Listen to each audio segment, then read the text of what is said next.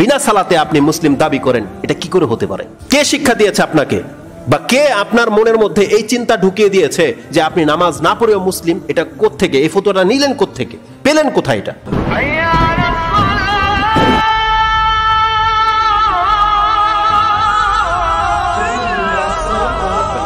আল্লাহ সুবহানাহু ওয়া তাআলার পক্ষ থেকে এটা কেমন বিধান নাজিল করে দেওয়া হয়েছে?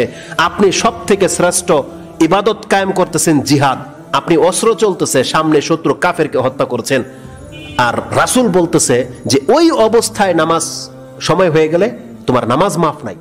জাহান্নামীদের প্রথম জবাব, তারা বলবে যে আমরা সালাত আদায় করতাম না, এটা ছিল তাদের প্রথম জবাব। তারপরে আসবে তারা এতিমকে খাদ্য দিত না, তারা খেলতামশায় মত্ত থাকতো, কিয়ামত হবে, তারা এটা কোনোদিন ভাবতো না।